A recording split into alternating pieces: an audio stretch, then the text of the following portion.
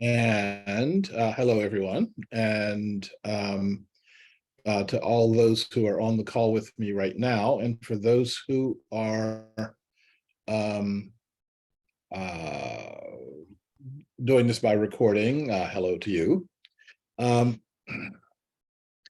As you know, we've been talking about what the baby looks like, the book that I've been writing and writing and writing and writing for a lot longer than I care to write.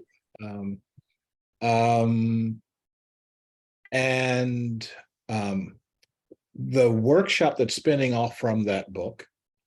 And we did an overview of how that's working, etc. But I wanted to spend time doing a longer overview. Some of you know me and you know my style and you know kind of what to expect from something like this. But a lot of you don't know that. And therefore, I wanted to spend the time to go more in depth through these six sessions of what the baby looks like. And if you don't know what I mean by what the baby looks like, I would suggest you look at the other video first. It'll give you the background for that. I'm going to spend a tiny bit of time on each of the topics of the next few sessions, mainly because I want you to understand. I hate getting into the middle of a session, of a multi-part session, and somebody says, "Oh, I didn't know we were going to be doing that." And it's like, well, I tried to tell you, and I've been doing a better job of doing sessions like this where I'm going to tell you what we're going to do so that you know whether or not this is for you. Let's see. I think we are ready to rock and roll here. So let me share this with you.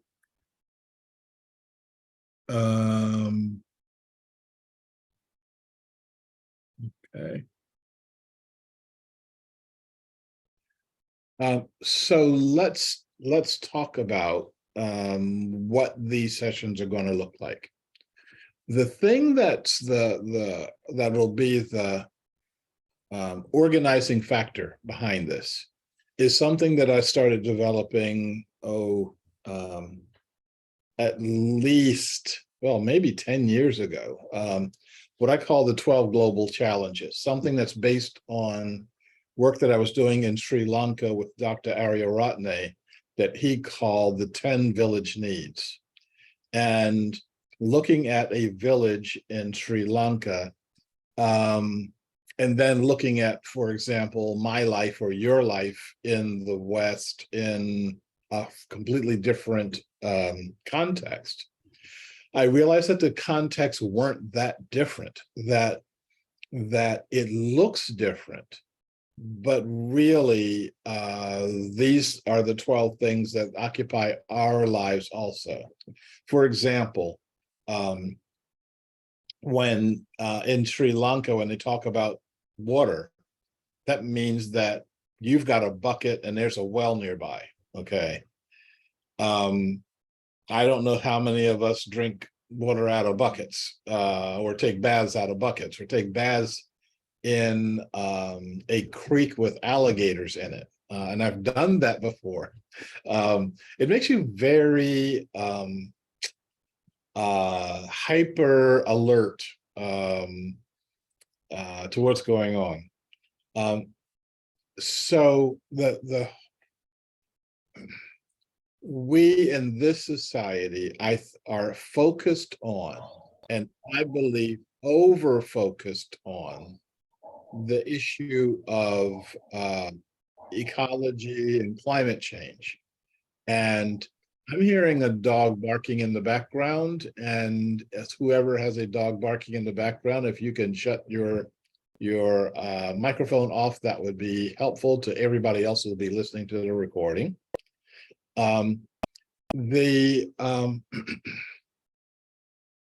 So this notion of climate change is important, but it's not solely important. The thing that's important about it for the West is that if we focus on this issue, we don't have to focus on any of those nastier issues that are down the line, especially the issues that we're still creating. Okay, I was mentioning to a friend that was saying that, you know, we really should be focused on climate change. I said, you know, there are people literally starving to death in Afghanistan. They are sedating their children so that the children won't be crying from hunger. And the only reason they're starving is that America has a policy about something and froze all the Afghan government banking accounts. And so the government has no money, they can't buy any food, and people starve. From our perspective, it's like, yeah, this is some squabble between the United States and Afghanistan. We don't know what's going on there. I'm not following that. Well, if you're not following it, that means that we are complicit in that starvation. What we have to do is raise our sights and recognize that it's our watch, not our government's watch, not some other government's watch, that is feeding these 12 global challenges. We are creating the default future for our children. There's some common collapse elements that we can look at around the world. We see lots and lots of people taking self-serving actions. People who are either ignoring the collapse or they're actually trying to profit from the collapse and therefore making things worse. Disrespecting each other's and disrespecting each other's cultures, not understanding that different people in different circumstances do different things. And we shouldn't be judging or condemning or supporting things based on our standards. Having a bad theory makes things worse. With regard to climate change, there's a chemical, I forget the name of it. It has a very long name. It begins with a T.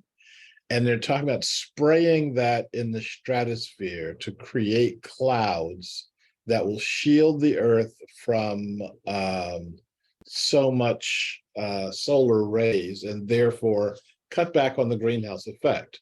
Well, that stuff sounds really good in a science class or really good in a laboratory. The way it will actually work in the world will have multiple unintended consequences, and there'll be no one that will take responsibility for the catastrophes that it will cause. Willful ignorance, which is a new phenomena for the planet, for people saying, I don't know, and I don't care that I don't know. It's not just that I don't know something. I don't care that I don't know it. Or all the evidence points this way, I'm going to face this way. And I don't care anything about this evidence. This is all just fake news because I want to believe this over here. We try to manage collapse as opposed to stopping collapse. Here in Portland, Oregon, we try to manage the homeless situation. We don't want to end homelessness. We just want to tweak it a little bit. We have fragmented thinking that the attempts to fix A makes B, C, D, and all the other ones worse. We're not allowing ourselves to think holistically. Lots of blaming, name calling, finger pointing, and then just, resigning in defeat. There's nothing we can do. I might as well enjoy myself while we're going out, because we're all going out. Uh, Feeling hopelessness, feeling despair, being numb to all situations, drug taking, suicide on the rise. That starts looking like our default future. I'm not saying all that. I think this is the most gloom and doom I'm going to do tonight. I'm not saying any of that for you to bog down in it. I'm saying all of that for us to rise above it. If we know our politicians are not going to do it, don't ask them to do it. I believe firmly that it's our role. This is our time, and this is our time to make some profound changes to our lives. And I'm trying to get us to accept the levels of profundity that we're facing. Okay, let's keep going here. So when we get into our sessions, first of all, if you read the flyer that I sent out a few days ago, I'm not starting in January. I'm pushing things back to February. And the reason for that is things are really balling up right now. The holidays, things that I wanted to push forward did not get pushed forward. I have more on my plate to deal with than I was first thinking about. And then I can add to that, my own personal situation with my daughter. If the slides I'm showing you actually make any sense whatsoever, this is the grace of God, because I have no idea what buttons I push to make this thing happen. So all that I'm saying is that this is going to be 2 sessions per month for 3 months. They'll be about approximately 2 weeks apart. I will give you all of those details in, well, I'll say shortly, but shortly is I'm giving myself 6 weeks now to get this together, as opposed to just 4 weeks. So stay tuned. So the first hour of each of these sessions is going to be based on you in the context of the 12 global challenges. Who are you in the context of these challenges? What are you doing in the context of the challenges? Where are circumstances leading you? A lot of times I spend an awful lot of time up here, like in systems and structures, in looking at emerging ways of doing things, etc. And that first hour is going to be like really grounding you, like, okay, how does this relate to me? The second hour, was going to be looking at the external path. Where are we as a group going? Where are we as a human family living on our only planet? And I bet for the longest time, it's going to be our only planet for a while. What exactly are we going to do? Okay, so let's now get, so that's the overview. There'll be a third hour, but it won't be, we'll have to schedule that. And the third hour is going to be your practice. How do we actually practice the steps that we're talking about doing here? And that is not the one thing I've had to do is leave my ringer on to get news from my daughter in Georgia, and that call is not from Georgia. It's from somebody trying to get on the call right now.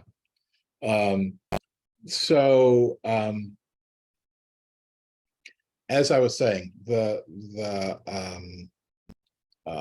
practice session is for us to keep this from being theoretical and up in your head.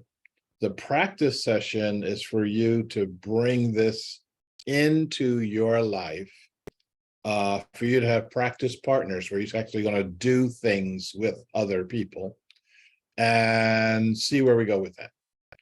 Okay, so let's now get into the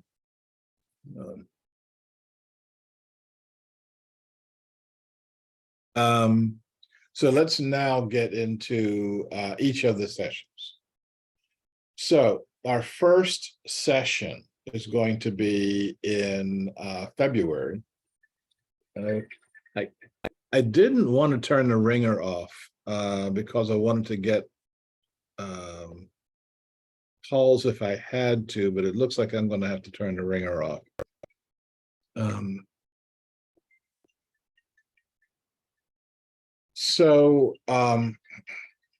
It's interesting when you turn the ringer off on the phone on my Apple Watch, it just keeps ringing. So I'm not sure what turning the ringer off means anymore.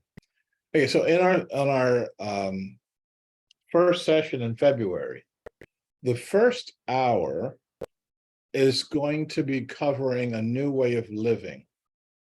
How do we live with our consciousness? How do we live with deep consciousness? How do we I've been talking about holonic consciousness and holonic immunity. How do you live a holonic life? How do you live inside of holonic community? How many of you have had the experience of a consciousness that is larger than you? Okay. And I know for a lot of people, they have that experience and it scares the mess out of them. A lot of other people have that experience and they want it again. And so they do it again. And so, yeah, how do we work through that? And the big question that's going to be pursuing us throughout these sessions and throughout, hopefully, our whole lives the question will be, who are you? And I'm hoping that by the end of the session, by the end of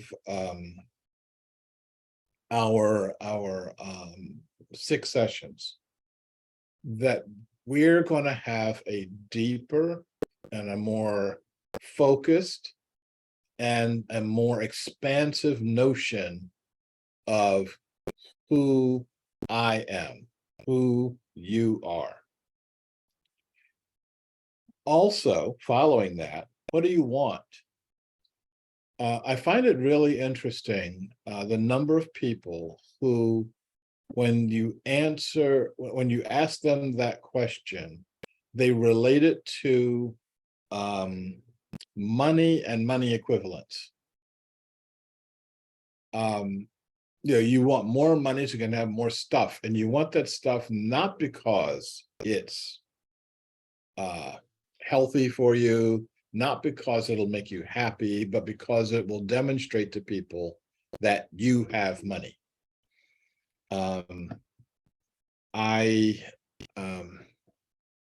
was invited to a restaurant here in Portland that I've walked past a lot, but I never paid any attention to it. This was a very, very someone treating me for a reason, and this was a very, very expensive restaurant. If I were spending my money there, the only thing I could afford to eat was the baked potato, and that was $10. And so was a very good meal. I don't know how many hundreds of dollars that it cost, but it was a good meal. And when we walked outside, there was a string of cars in the parked out front waiting for their owners. And one of them was a Rolls-Royce Silver Shadow, and the other one was a Maserati, the gold one. If you don't know which one it is, I know I keep telling y'all, yeah, I want a Maserati. I want you to buy me one right now. And if I don't want the yellow one, I want the gold one, the one with the gold plated bumpers. And for those of you who don't know me, that's called a joke.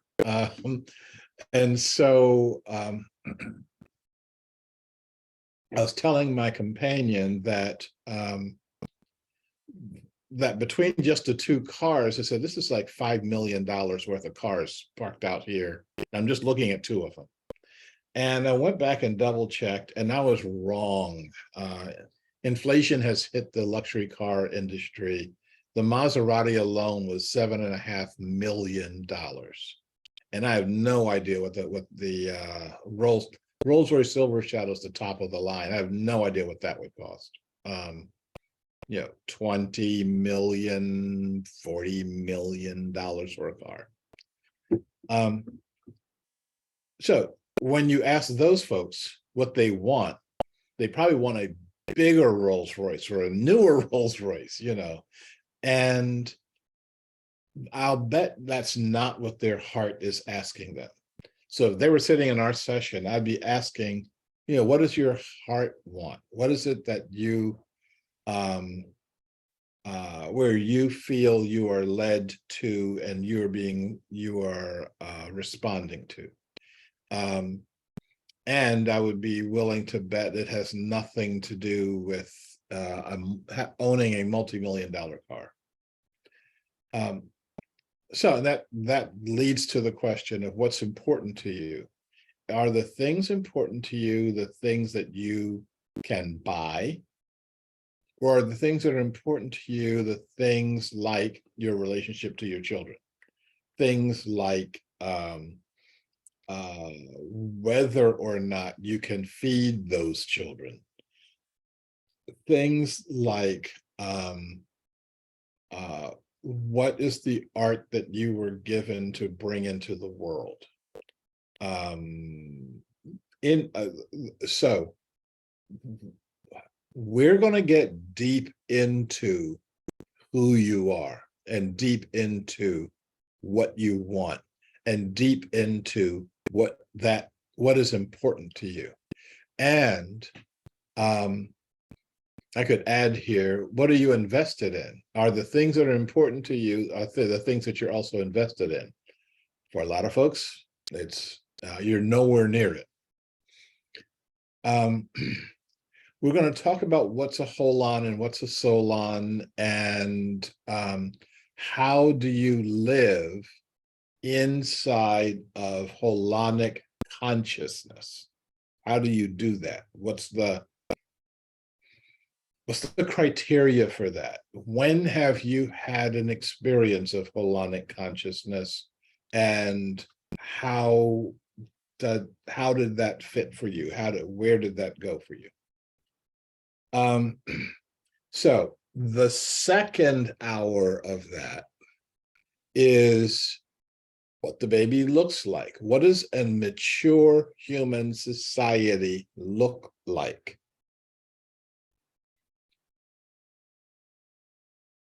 If I just ask you, when Henry Ford was inventing the Model T, and as you probably know, he started with the Model A, and he knew that car didn't really work, but he was selling it anyway.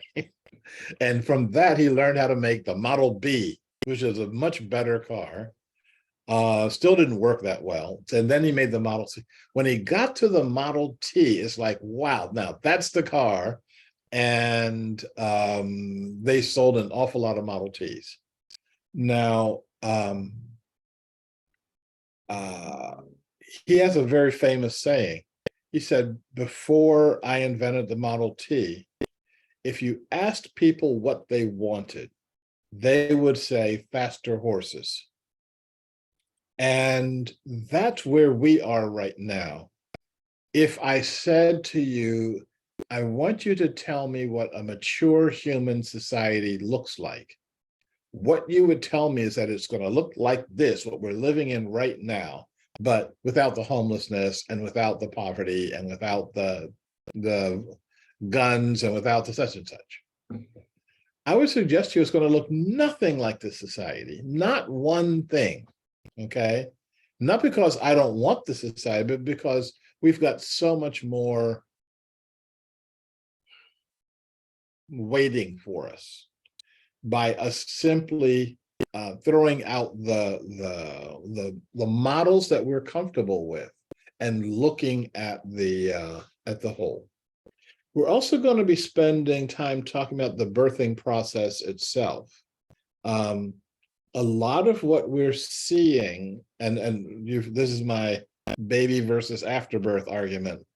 A lot of what we're seeing as problems in our society is the birthing process itself. It's going to go away once we've birthed a positive, nonviolent, divinely co-inspired process. So once we get there, we're going to start seeing where we possibly can go. And a few of us will start looking at that early because we'll be doing this workshop.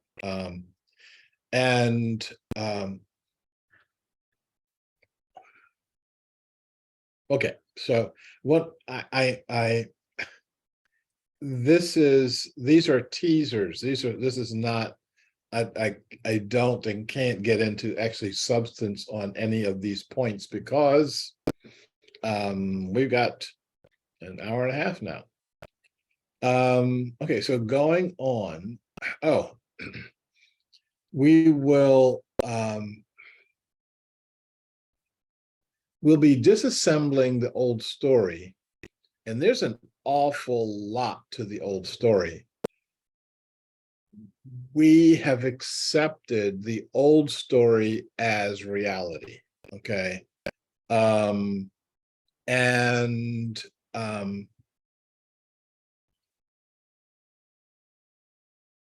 There's so many elements of that that we've never, ever thought about. I'm not sure we can think about it, but we clearly haven't thought about it.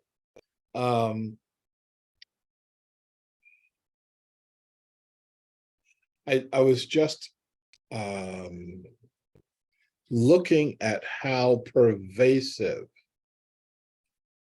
the thought is of our of progress. You know, we were running around in caves, we were primitive people, and we lived a primitive life, and that life was hard, terrible. Who was it that said brutal and short? You know, it's like ew. And over time, we have expanded and expanded our consciousness, and we got sailing ships and started going around the world, and started the scientific revolution, the Enlightenment. I mean, we call the phase of our lives enlightenment. Of course, we're going to be enlightened people. You know, now that we have you know, donuts and iPhones, we've reached a peak of human civilization, and we're going to stay right there at that peak for forever and ever. Amen. Well, there's so much to take apart from that knowledge. The keeper story wasn't that bad, and the breaker story isn't that good. And we get to think about this differently. One of the things that I've been asking people over time is, name a society that's done away with poverty. Now, in keeper societies, there's no such thing as poverty. They many keeper societies don't have words for people who don't have enough. There's no words for it because everybody shares everything. I was thinking about this when I went to Ladakh for the first time, where what is her name? Wrote the book. What's the name of the book? Helena Norberg Hodge wrote the book.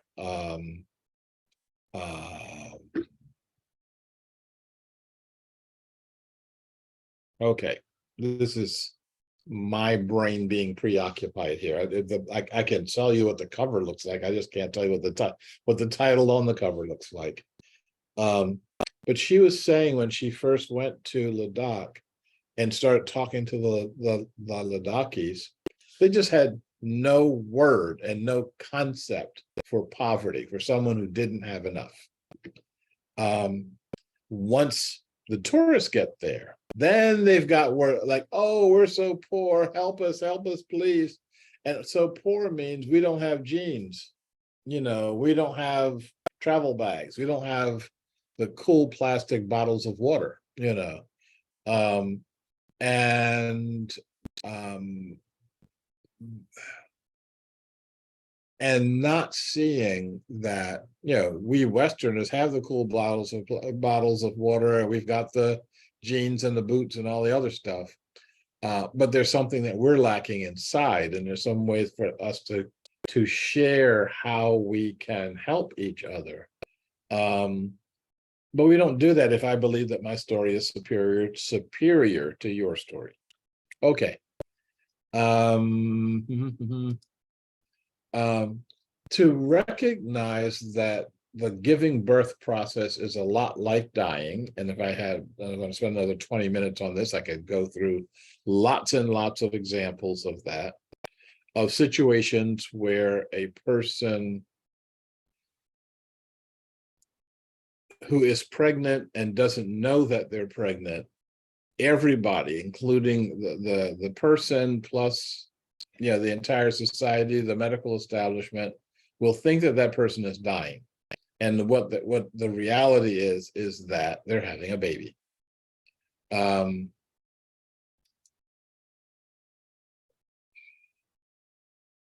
A lot of what we're going toward as a society could easily be seen as the end of the world as we know it.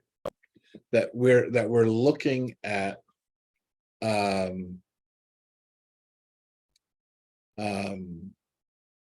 looking at a society where you're not in control of the society, where you're not making money anymore, could look like we're dying. This actually happened in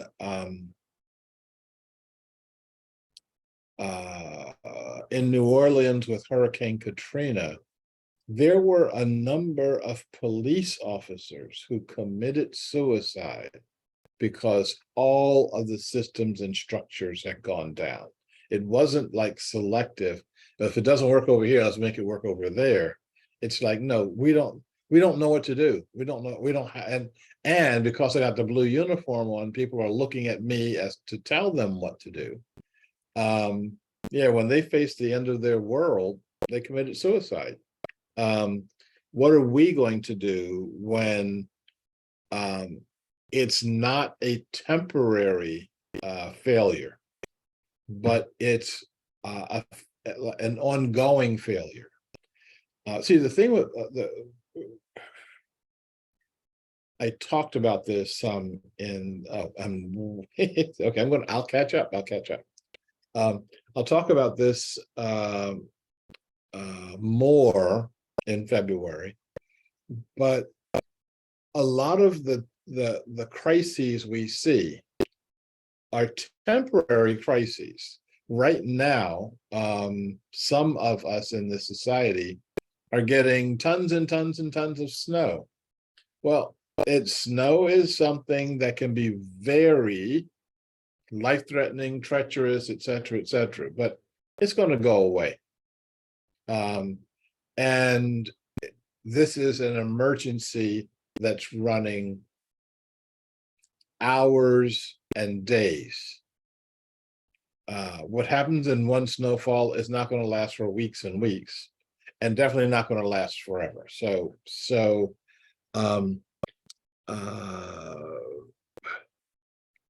lava from a super volcano eruption, that's going to be around a lot longer than a snowfall.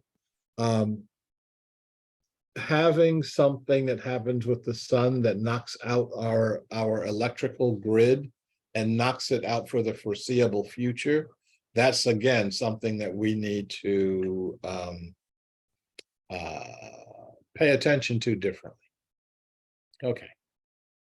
So the second session in February, which will be 2 hours, the first hour will be about pledging your allegiance.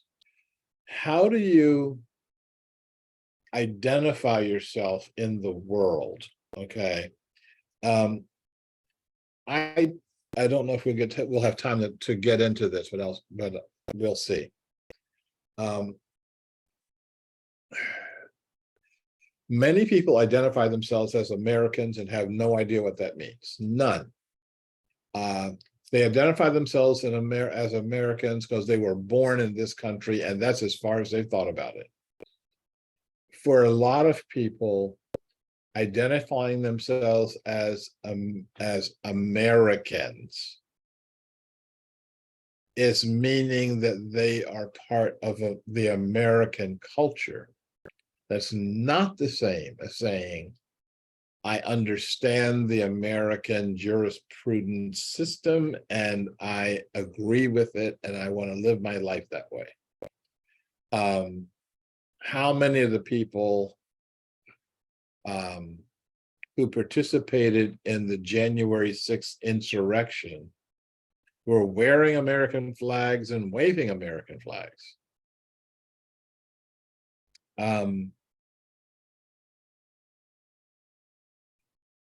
But again, the first hour of the session is focused on you. So where and how do you align your own identity? What is it that you align yourself with? What is it you'll be aligning yourself away from? How many of you have done, actually, I can't see you, so I can't ask that question. There's a number of teaching modules that I have, and one of the most important one is on deep identity and deep conflict. If you've done it, great. We'll do a refresher in February. If you've never done it, it'd be a great time to get into it, at least enough to recognize that this is the stuff that drives you as a person and drives an entire society. And for most of us, we're not even aware of it. We're not aware that it exists, and we're not aware of what we're supposed to do with regard to it. The second hour will be focused on what does metamorphosis mean, and how are we going to metamorphize into a positive, mature human civilization.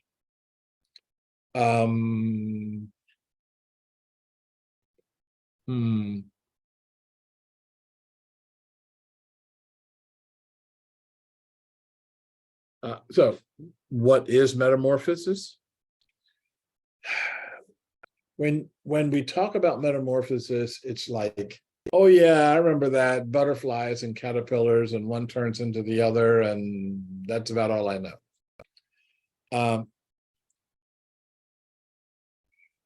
We have to go into that differently, and we have to go into that deeper. That metamorphosis is a fundamental change. When you change from one form, from morpho being form, when you change from one form to the other, meta being large or huge, when you make a huge change in form, you've got a metamorphosis. A lot has changed in our world, but we haven't faced in the human world metamorphosis. We're not dealing with human beings that sprout wings and only eat nectar. That would be interesting.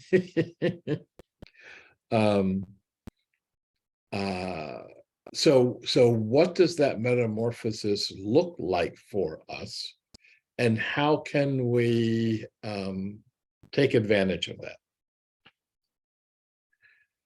The question of metamorphosis is the question of changing from what to what.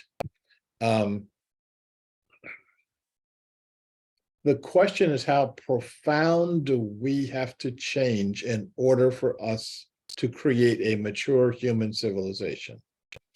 Think about this. Okay, so caterpillars turn into butterflies. Every possible system inside the caterpillar changes into something different. So what you're left with is a being that exists with 100% caterpillar DNA, but it's doing something completely different. Like caterpillars crawl, butterflies fly.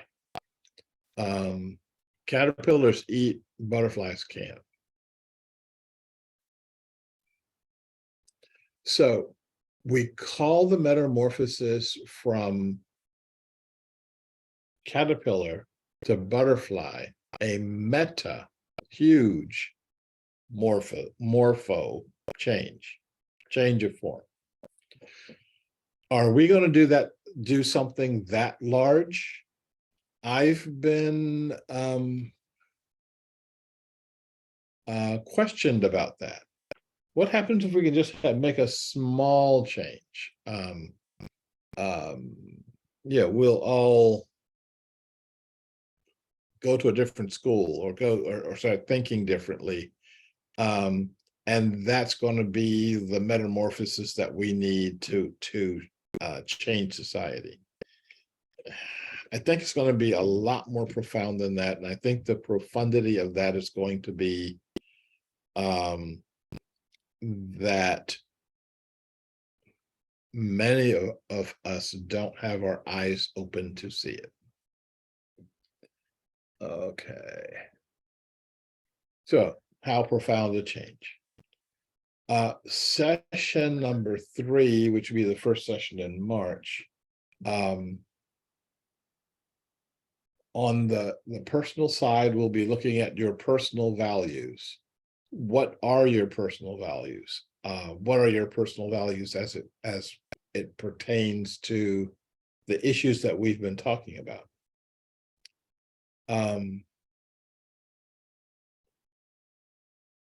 Looking at your personal values as real practicable things, as opposed to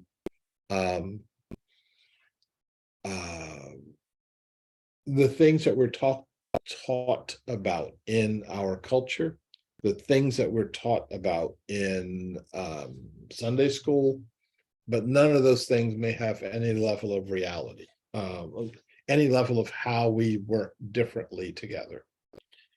Then in the second hour, we'll be talking about the 10 universal principles and how those principles will be, how we'll have to deal with those principles as we go along in our society. And I'm going to punch up our principles here.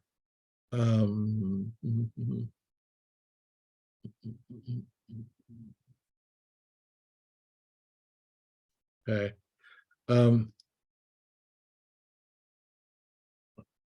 I might as well give you a look at what's in the book.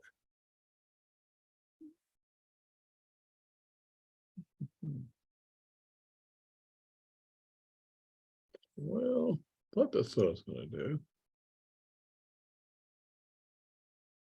Okay, ta-da, this is what I'm going to do.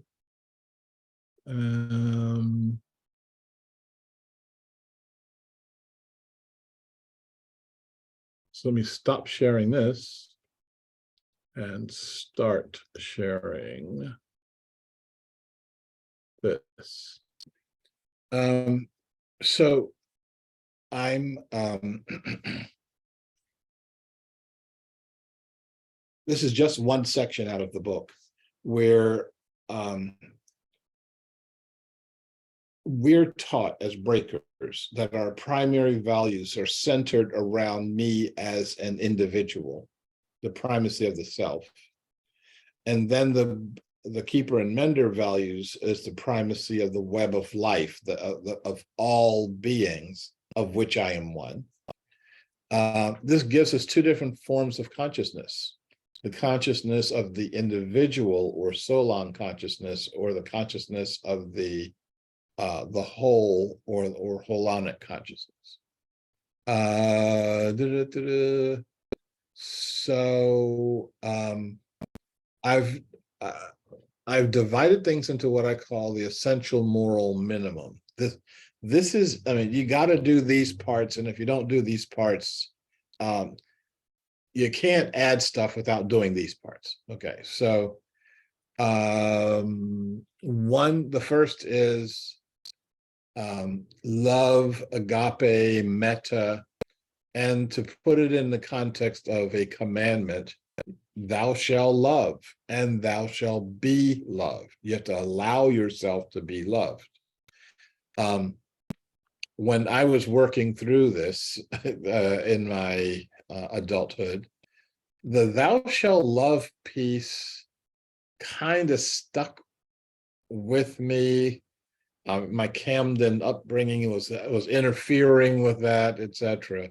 But getting to the point of allowing myself to be loved turned out to be harder.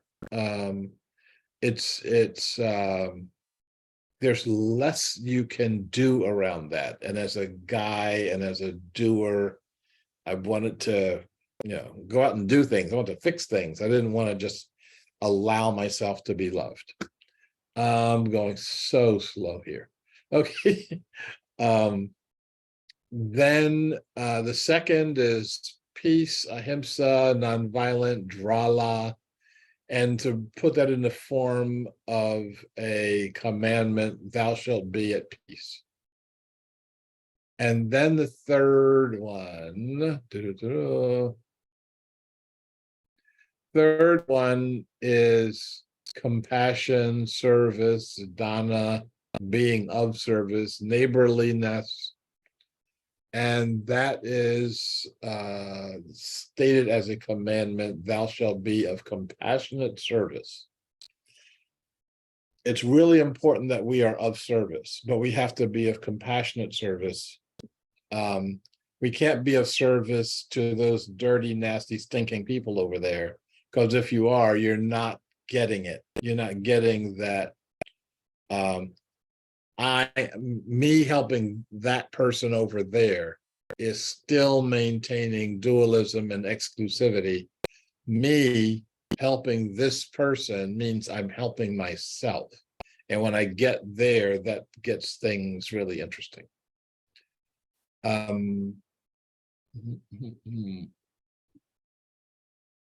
Forgiveness, tolerance, karma, thou shalt forgive. And that's pretty straightforward, as is the next one. Patience, humility, and surrender. Thou shalt be humble.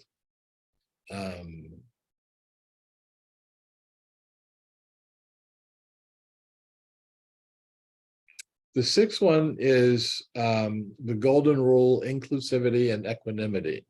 Thou shalt be inclusive. And I may find a better way of saying that between now and March, but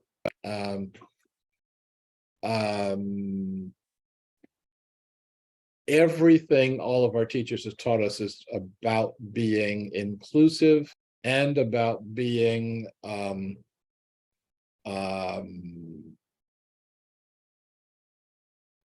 neighborly. That's the way it was. I think Jesus spoke several times about our neighbors and who is our neighbor, etc.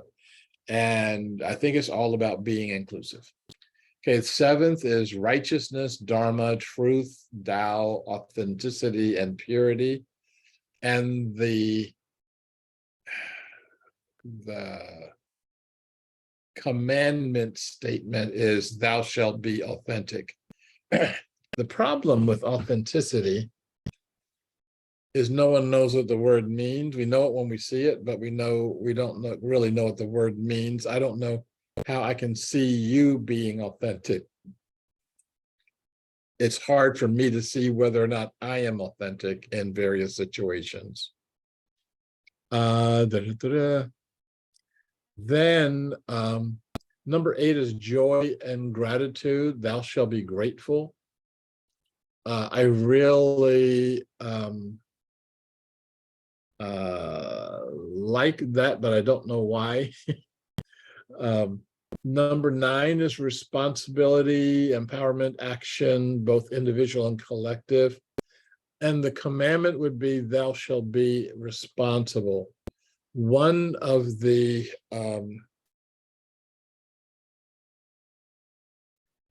things that drives our society right now is rights. And that gets articulated a lot as justice. I have the right to so-and-so, and I was denied that right, so therefore I'm seeking justice. And the answer is like, why don't we start focusing on what's your responsibility as a human being in this society and how you're going to be responsible for these issues, as opposed to asking somebody else to give you justice, which generally turns out to be give me something, give me money to compensate me or something. And then the last one is, to me, the most controversial one. Even if you did do the awakening to the point that you are looking at awakening your own consciousness, how far do you take that? Now, how far do you take that before you say, oh, I'm awake enough now. That part was fun. I'll stop right there. I don't think that you can do that. I think that awakening means that you wake up. And when you are awakening your consciousness, you can awaken yourself to higher and higher levels. Okay, so think that covers us in all of that. We're at the top of the hour. I think this would be a really good time for a bathroom break and for more tea. It takes me too long to make a cup of coffee because I would go for the stronger stuff. So how about if we take 5 minutes, and that'll give me a chance to see how far back we are and see how much more time we're going to take. When I come back, if you have a question so far, I'll be glad to respond. But if you don't have a question, we'll keep pressing on. Okay, I'll see you in exactly 5 minutes.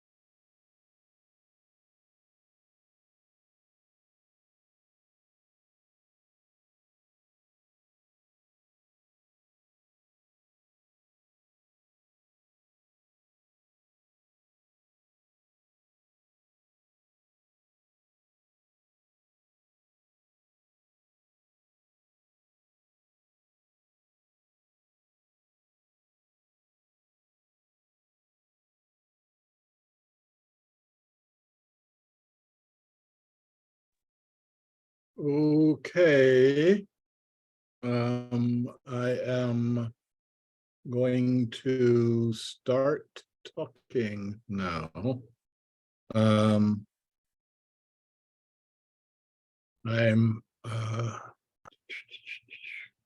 going to go back and start sharing my screen.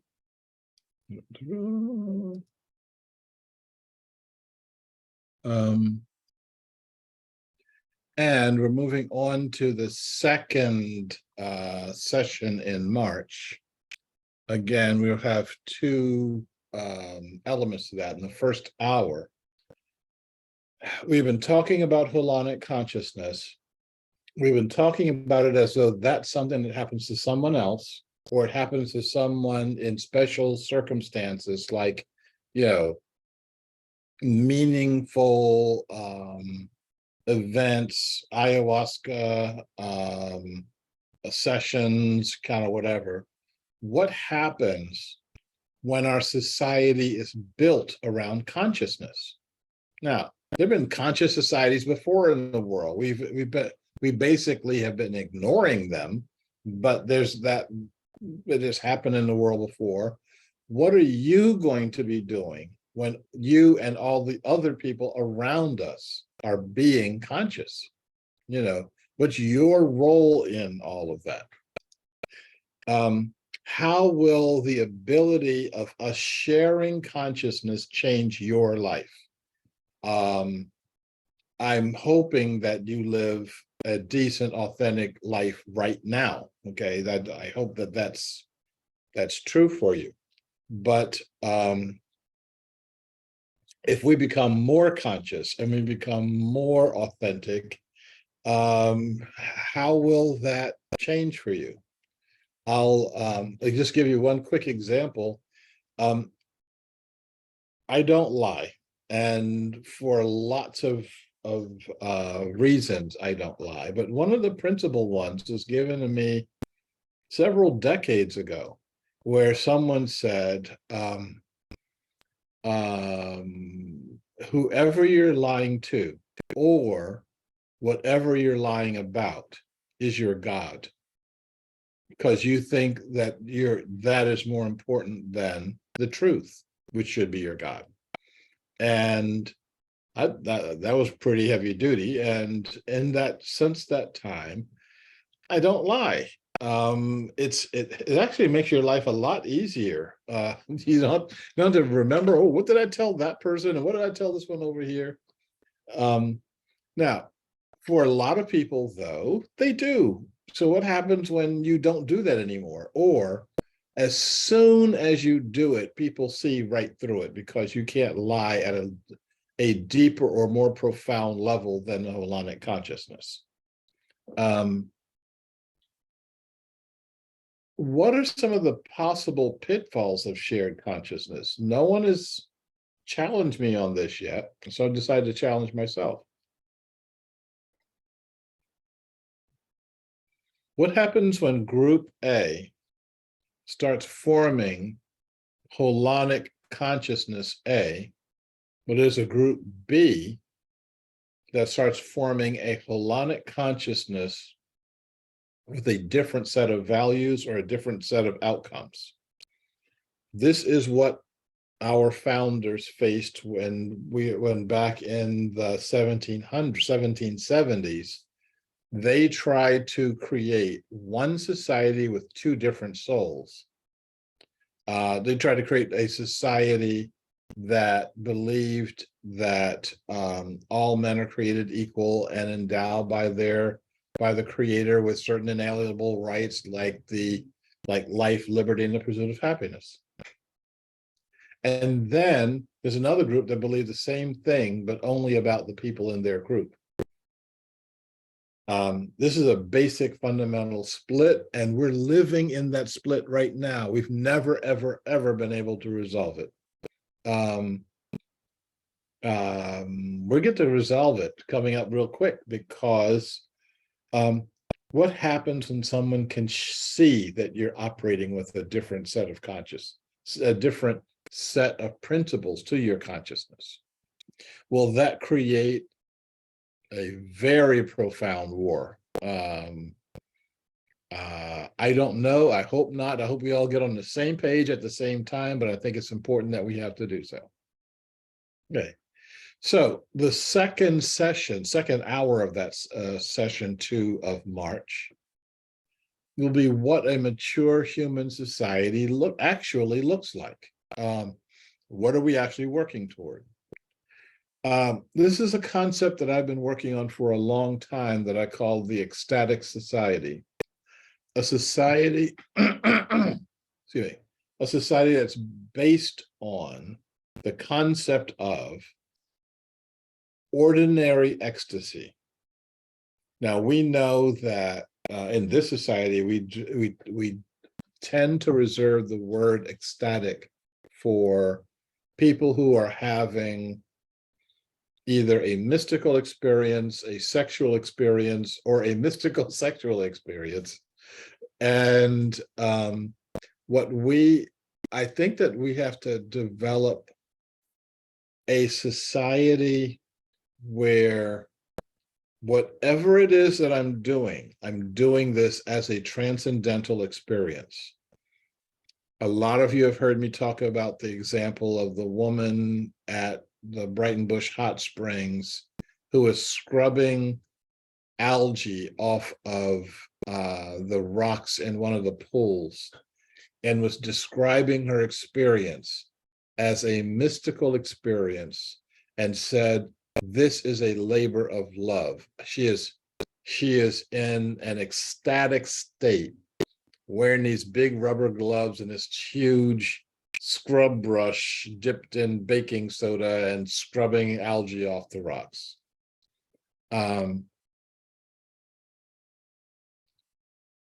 What is my responsibility, or what is my relationship to seeing someone in the midst of an ecstatic moment?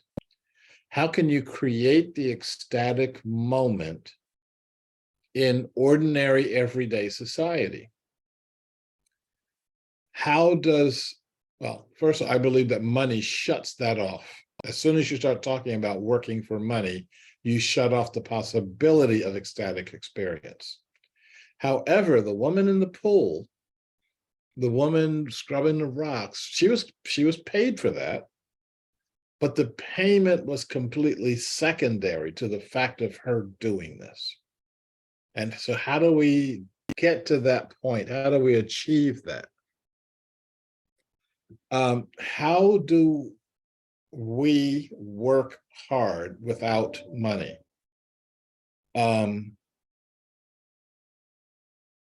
My work time is an on or off switch. If I'm doing the work and I'm working out of my heart, it's really good to get paid because I like paying my rent every once in a while. But I also am going to work the same amount for, the gas money for my used Toyota or the gas money for my brand new Maserati. Okay.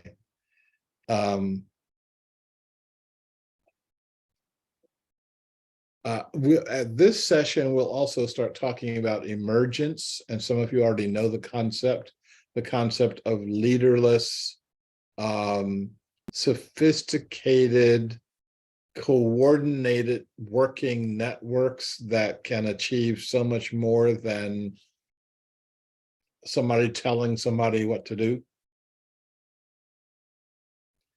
Our first April session will be about the 7 Beyonds, and I need to get to the 7 Beyonds real quick.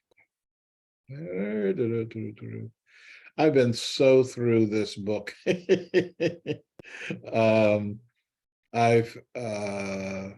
don't know what people did. I know what they did. I just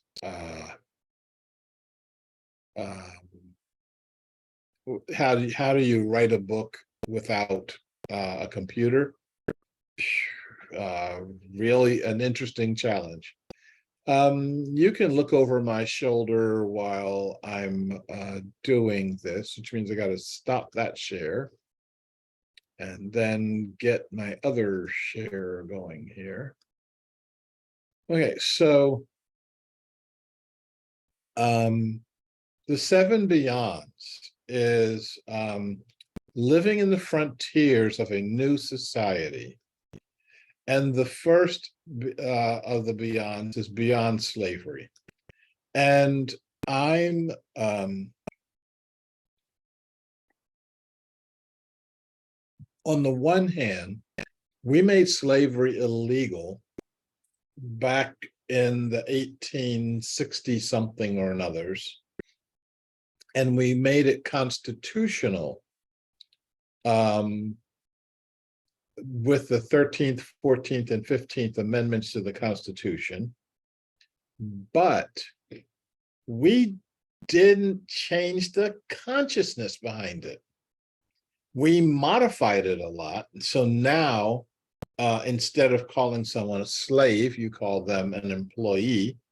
And instead of giving them whatever you feel like giving them, you have to give them a certain amount of money for certain kinds of jobs, and you can't unfortunately you can't whip and beat your slaves anymore, your employees anymore. Okay, back to my weird sense of humor coming out. But so we don't enslave humans the way we used to, but we still enslave everything else that way. Okay, I'm going too far into detail, and I need to stop doing that because I'm not delivering the session now. I'm just telling you what's in the session. So what's in the session is getting beyond slavery, getting beyond money. Okay. How do you develop a society of true wealth? And what does true wealth mean? How do you live in a society where the purpose of the society is not making more money, but the purpose of the society is expanding consciousness and expanding vision? Moving beyond adolescence, how do you create a mature society? How to get beyond, how many people are living in fantasies right now where their entire time is occupied with television, movies, just other fantastic situations? Moving beyond our demons, the demons of our addictions, the demons of lethargy and apathy. How do we learn how to not only practice mindfulness, but living in a mindful society and living in a society that's going to ask us to expand our mindfulness? The fifth of our 7 beyonds is getting beyond individualism, getting beyond thinking that I'm the most important element of society, and getting toward the primacy of relationships. In the 6th of the beyonds is getting beyond fear, and fear includes hate and anger and violence. And then the 7th is getting beyond toxicity and waste, including the waste that exists in a toxic society, healing ourselves from toxic ideologies. Okay. So let me stop sharing that one and go back to sharing this one. Let's gotta go back a step here. Okay.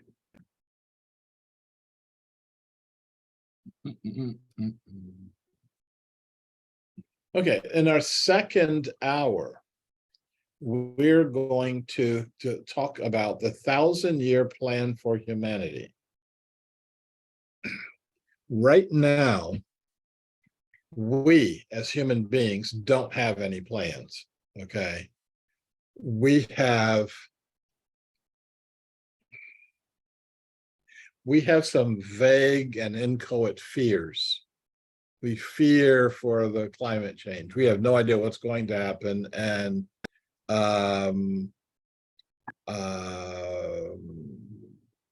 we think something bad may happen. But what are our plans and visions? What are we training our children to do in our world?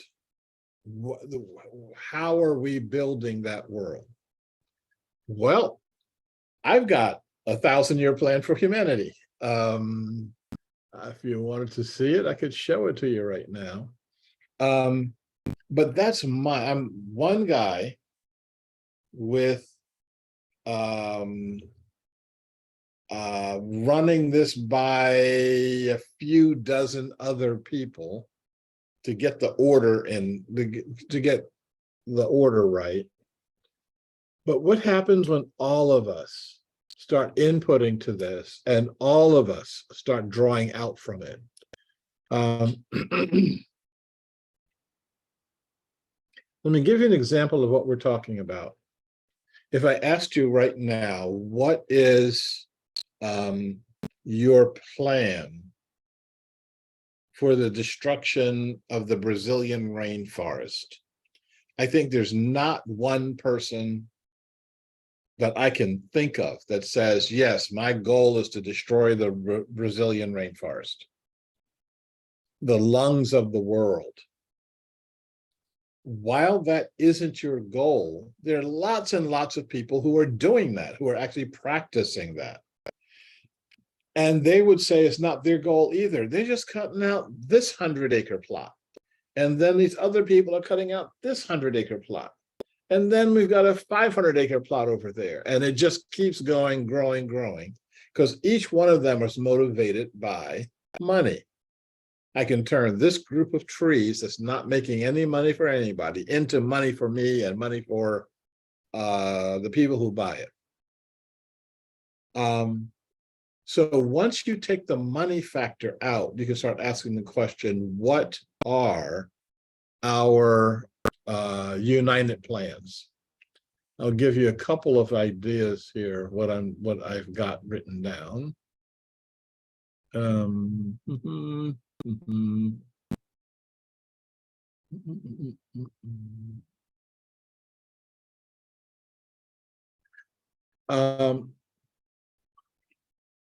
One of the things that I say in the new book is not that we should not go to the moon. That's a double negative.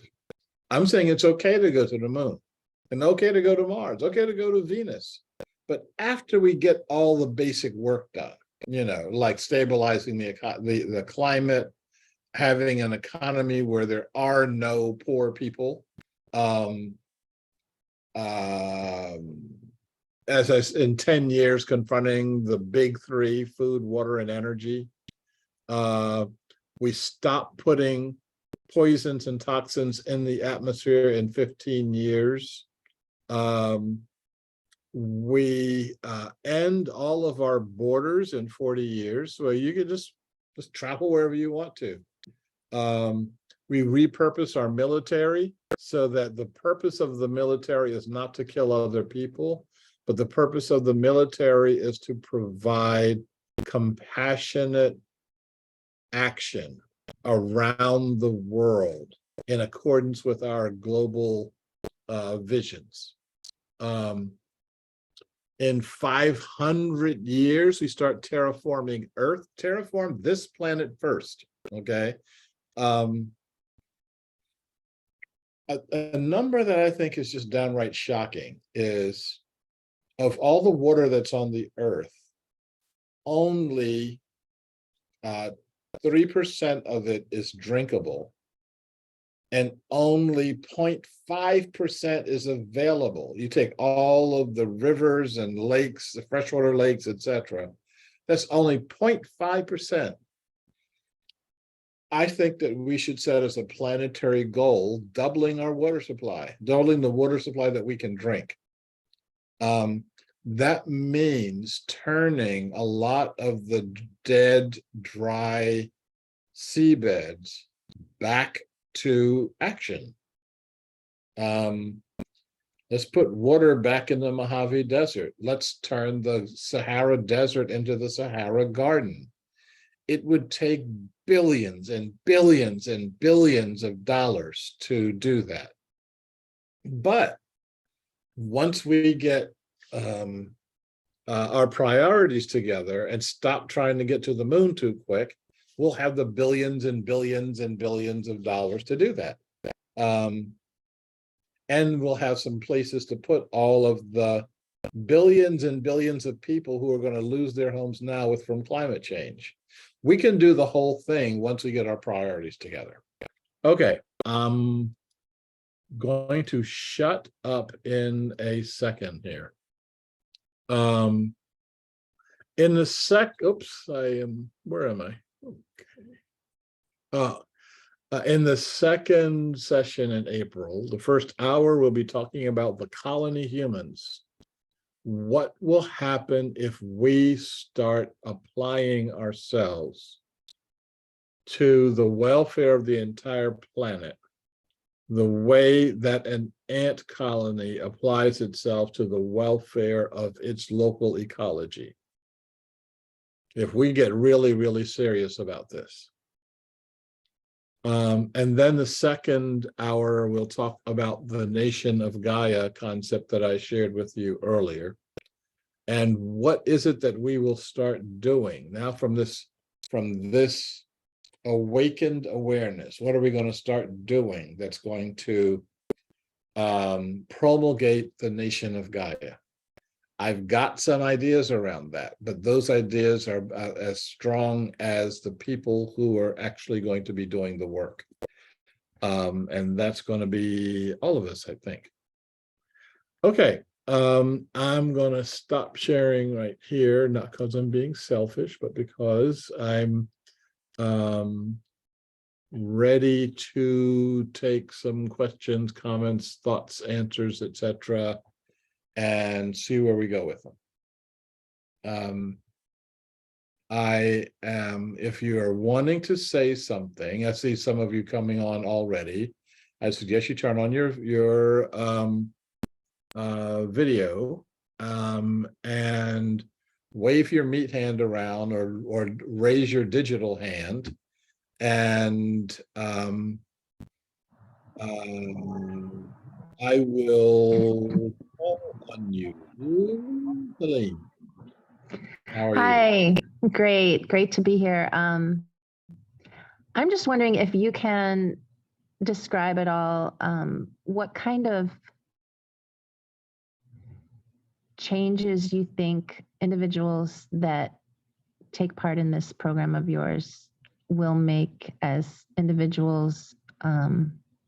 You know, it could be different, I'm sure, for different people, but just what kind of, do you have things in mind of ways you think it will affect us and change us? Yeah. Next question. I think there's some very fundamental questions that we will be addressing. What does it mean for us to live on Earth? Right now, when I say to you home, you have an idea of what that means. For most of that means 4 walls that you control, that you have living with you, all the people in your family. And that notion of family is a very, very small, tiny sliver of humanity.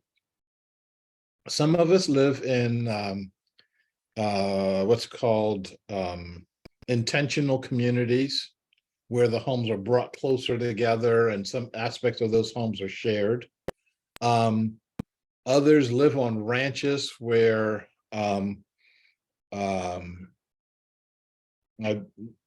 saw a joke that said, you know, if you pee off of your front porch and anybody cares, they're living too close.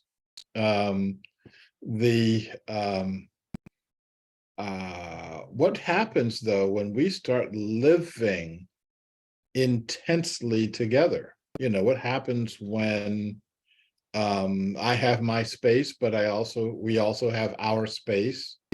I find it really interesting when I'm doing these calls, the number of books that I can see behind people. Okay. Now, the book, okay, I'll move my head this way. These books are my books. Okay. And if you go around this corner, you'll see about 4 times that many books in that corner in the room over there. Now, what happens if they're all our books, you know, and we don't have to separate mine out from yours? And what happens when we are sharing that? What happens, what kind of computer facilities can we have when we're sharing the computer facilities? What kind of,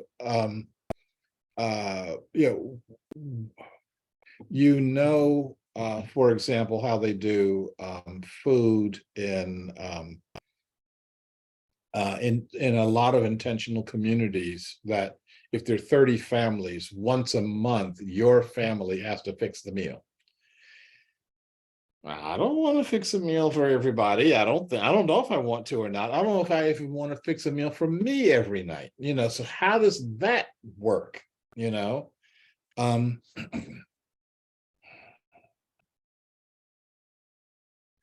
What happens when the concept of work, we leave that, you know, slavery model, leave the adversarial model where owners and managers and workers are all at each other's throats? What happens when we all own everything? I'm invested in everything that the Holonic community is doing. I receive the benefits of everything the Holonic community is doing. I work my butt off for the Holonic community. And there may be somebody keeping charge of keeping score on all that. But the bottom line is I'm just going to keep working because I enjoy what I'm doing, not because I need to keep score. I worked in last point. I didn't even turn my timer on, but I think I'm at 4 minutes now. I worked as a consultant in a particular job, a particular workplace. And one of the guys in the workplace won the lottery, $7 million back like 20 some years ago, and $7 million is a lot more money. And the very next Monday, he shows up at work, and everybody's like, we didn't expect to see you ever again. And he said, I like what I'm doing. I like it. I like the people I'm working with. I like what I'm doing. Why not keep working? Now, they eventually fired him because he was working when he wanted to. If it was rainy or he wanted to go fishing that day, the next day, oh, I'm not going to come in today. So what happens when you work exactly as hard as you want to? You work exactly you start working for all as opposed to working just for yourself. So all the things in that circles on the 12 global challenges, every single one of them is guaranteed to change. And what that's going to look like, we'll see. Hopefully that was enough of an answer. Or if there's no other questions, I'll keep going on that one. I am seeing Josette waving her meat hand around. Nobody uses the little digital hand, so yeah, I recognize meat here. So okay. Go ahead. Well, my digital hand is the same color as my door, and so you don't That's see. right. I remember. Yeah. Okay. Yeah. Good night, everyone. I just wanted to make a comment that might add to your answer.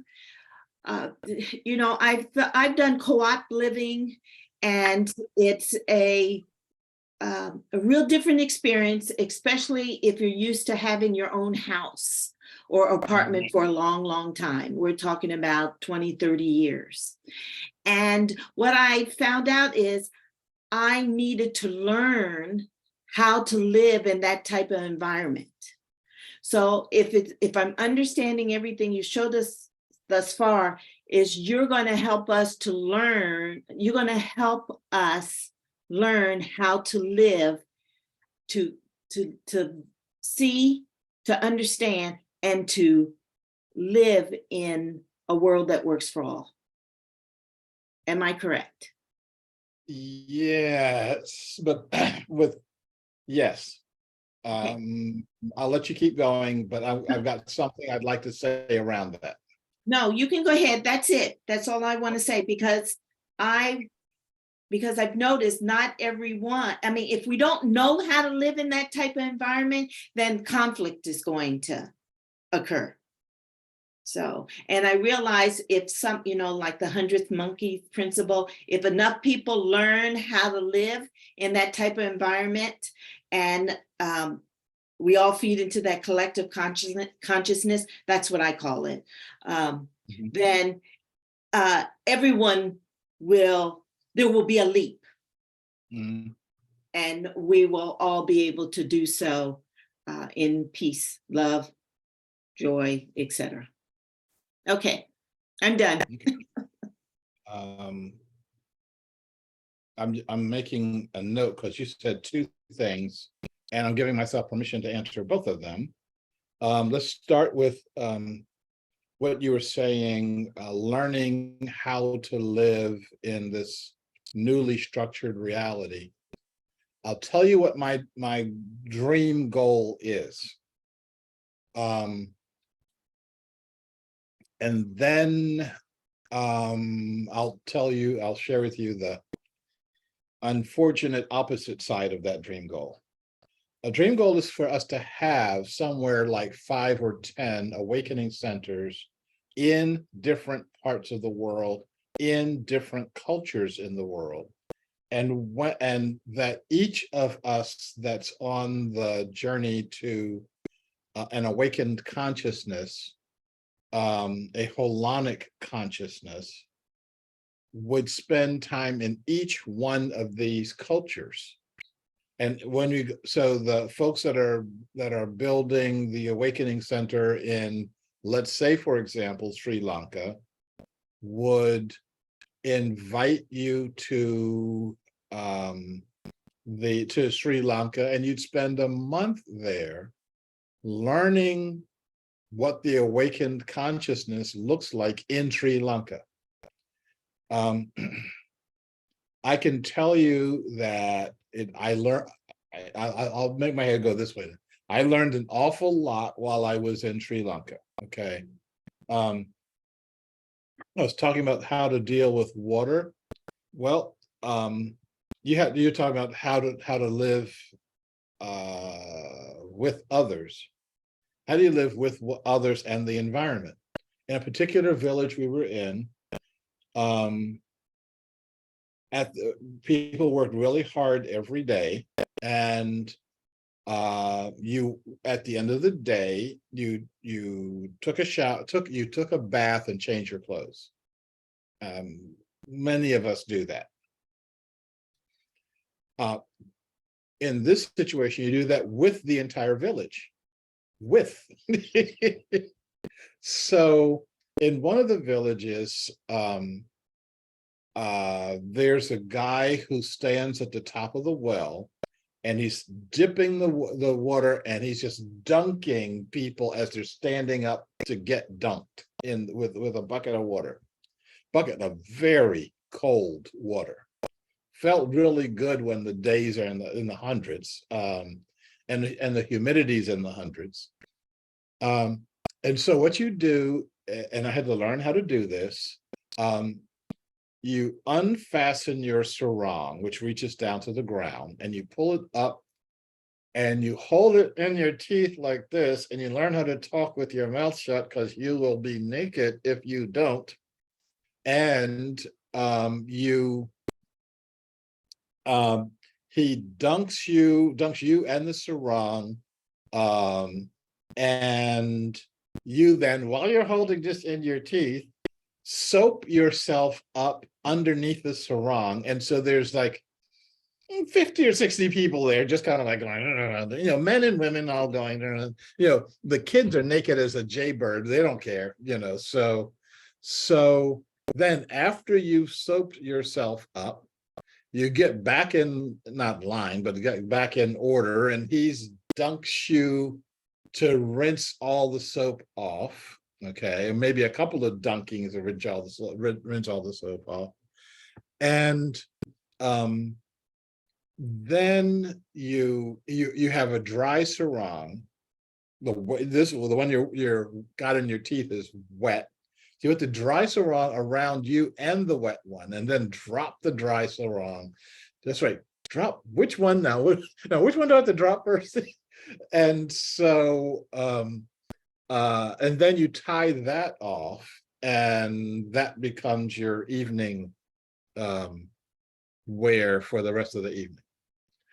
In another village, I'm just talking about water. Okay, this is just water. In another village, you go to the creek, and there's a bend in the creek, and the men go to this side of the bend, and the women go to this side of the bend, and the kids are just playing back and forth in the water. And I'm serious. The alligators are literally on the other side of the creek, about as wide as, let's say, a 3-lane street. Okay, and I'm like, I am reluctant to get in the water, and they're saying, "Oh, it's fine. They've already eaten." I said, "They've eaten what? Have you done a head count for the kids?" And so I got into the water, and this is the time when people are, and because you're immersed to the waist, nobody's worrying about nudity, and folks are talking about the day and what they have to do the next day and how the harvest went or whatever, and you're slipping up, and you're making sure that the alligators are not coming any closer to where you are. I just make sure I have a couple of kids in front of me, so they'll go after the alligators first. Okay, so now how that gets handled is completely different when you're in Ladakh at the 15,000 foot level. How that gets handled, this is just water. How this gets handled is completely different when you're in Seattle or New York. How this gets handled is completely different if you're in, Mexico City. And so together we can all start learning actually how to be in each environment, because you just don't have the amount of free water available in Ladakh as you do in kind of name a place, but I want to say another thing in terms of learning. A lot of times we may be teaching someone how to behave, but we're teaching them to behave in a toxic environment. I may have used this example before of when I was in Ladakh. I had a friend who was having a problem with her computer. She was urban in Ladakh. She had a computer. She had internet access. So I said, "Okay, let's get you turned on here." And she says, "Okay, well, my user word is blah, blah, blah. And my password is," I said, "Don't give me your password." And she says, "Well, it won't come on if I don't give you the password." I said, "You don't give people your password, you keep that secret." And she says, "Why? Like you're sitting there, you can put the numbers in." She had no concept of security. She had no concept that there would be people who would take her numbers and take her information. Like, why would they do that? You know, like if they needed it, I'll just give it to them, you know, like, and that way I don't have to worry about the password. And I spent like, you know, half an hour teaching a person who had never lived in a house that had a lock on the door that would keep a human being out, how to be fearful of other people. And I realized as I was doing it, I realized here's this bright light that I'm dimming a little bit, you know.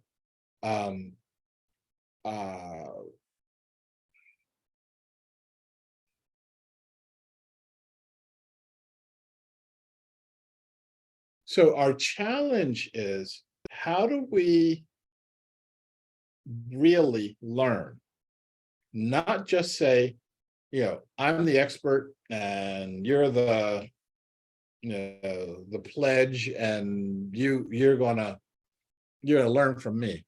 But how do we learn from each other? And how do we learn not to be suspicious and fearful, and what a deadbolt lock is? She had no idea.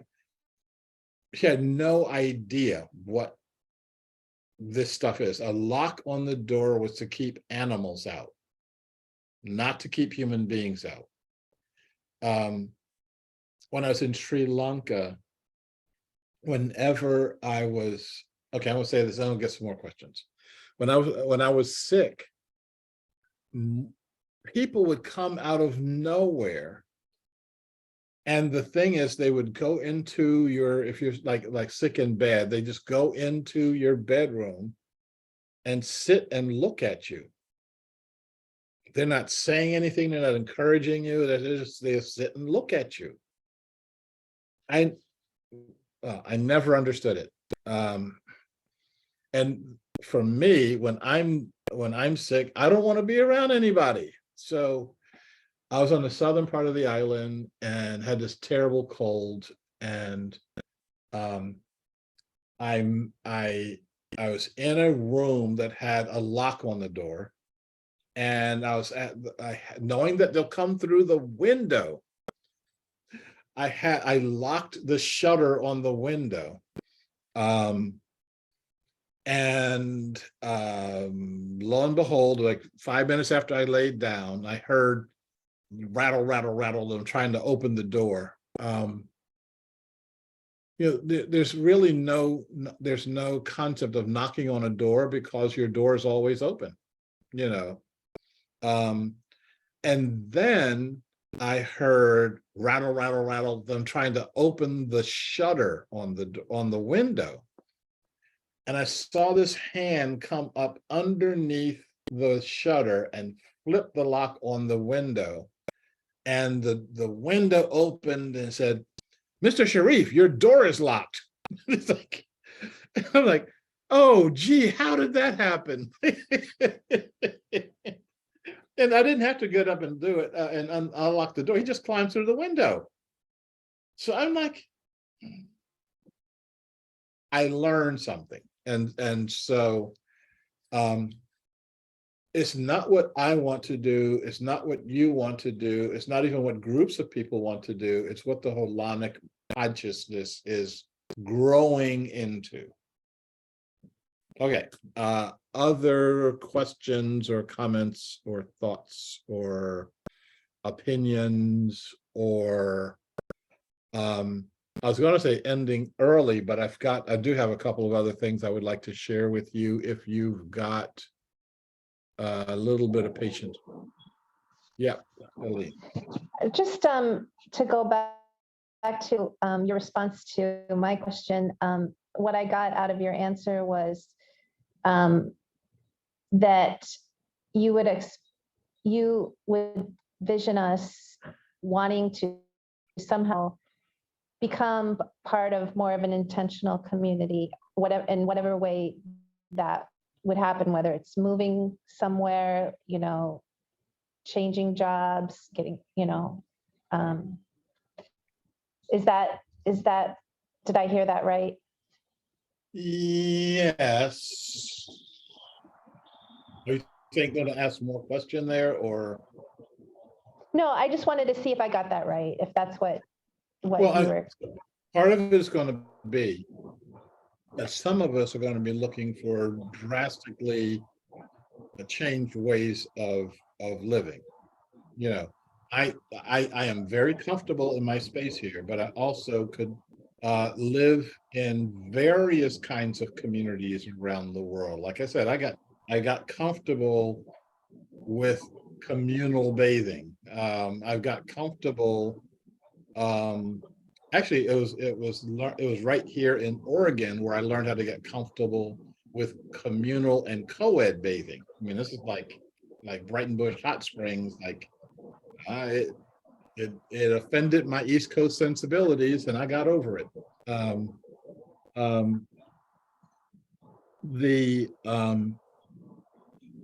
Some of us are going to be forced into this because either the way of life that says the single family occupancy house just goes away. Nobody can afford it. It's under 40 feet of lava. You know, there are lots of different ways that we are going to have to explore other ways and explore new ways of us living together. I'm pretty sure you read Chronicles of the Upheavals, but Yes. as the upheavals hit us, okay, we are going to be experimenting with some very radical ways of living, of how we can live together, and we'll see what happens. Yeah. Okay, I'm not seeing any other hands going up. I don't see any other videos going on. I am going to go through this really, really quickly, which is good.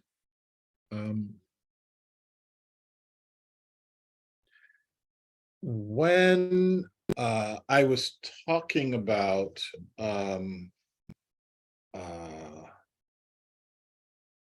the nation of Gaia, I was looking at how we try to resolve our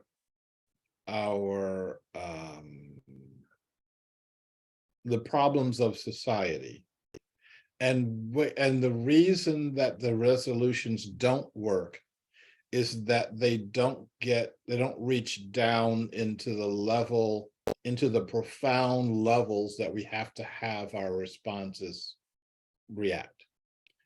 For example, and I think you can see my cursor on the screen, when we decided to end slavery in the 1860s, first of all, there was a pretty big civil war that the largest war that America ever experienced was our own internal war, the Civil War. And when we passed the 13th, 14th, and 15th Amendments, this is affected down here at the level of constitutions. It does not affect things at the level of culture and does not affect things at the level of consciousness, which is why everything snapped right back. This is why we had the period of American apartheid, because we didn't change the consciousness. We got to the point that all of these things are in the Constitution, but all of us had just ignored them. You know, we acted like those parts of the Constitution just didn't exist. We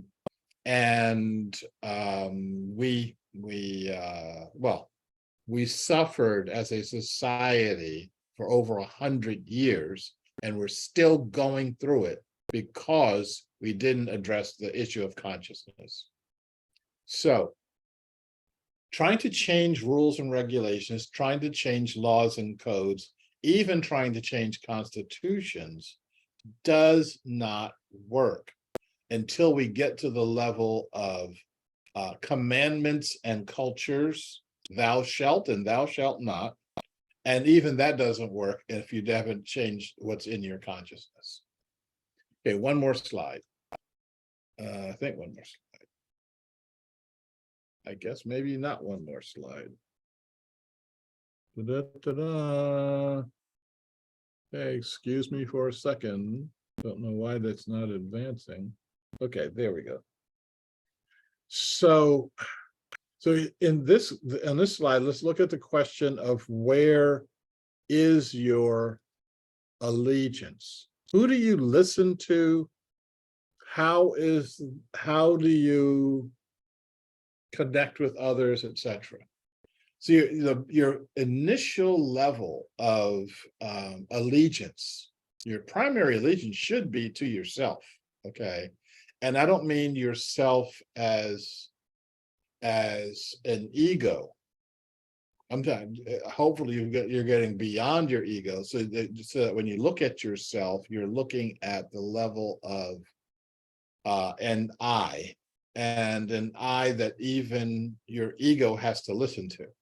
Next level is family. And for lots of folks, they stop right there, okay? They, for example, you remember from the movie The Godfather, everybody was held allegiance to the family, and then to the larger family, like I'm a part of the Corleone family, I'm a part of the Barzini family, but it's still at the level of family. Next level up is community and tribe. Next level beyond that is the nation or the state or the kingdom, which is the larger political, economic, social, cultural realm. Then next up from that is your religion or your culture. And then next up from that is consciousness. It's interesting, in the United States, people will say, I'm an American. And for them, what they mean is, I am part of the majority culture that we find ourselves in the United States. Not that I believe any of the stuff that makes up the United States. So Donald Trump, he says, I'm an American, but he's talking about this part over here, the culture of America, as opposed to the rules, regulations, laws, and constitutions of the nation state of the United States of America. In the culture of America, everybody's white, you know, and anybody else is kind of like a special case, and some of the special cases don't count. Shoot. Hang on for 1 second. This is a family thing. Hang on.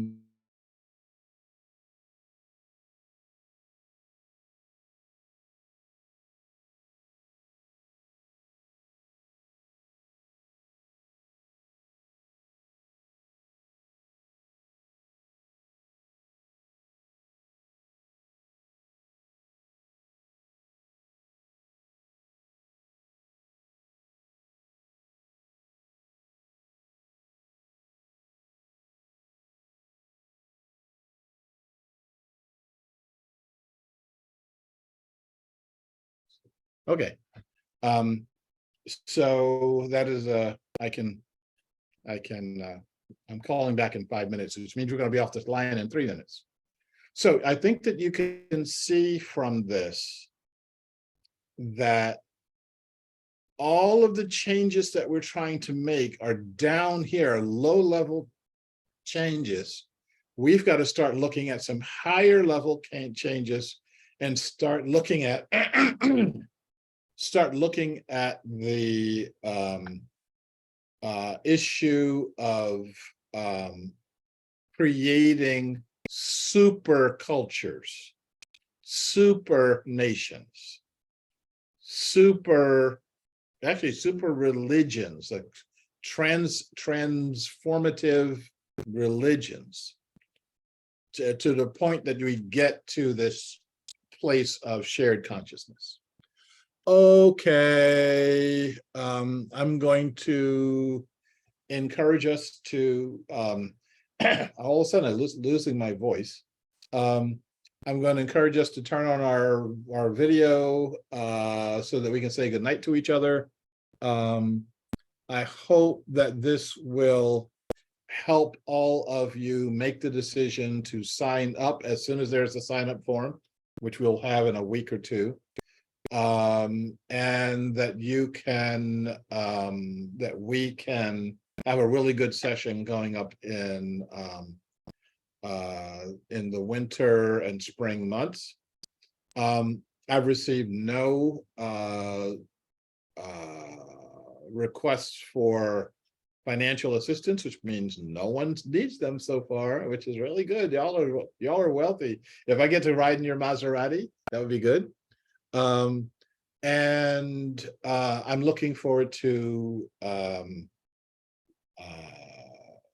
us doing this in February.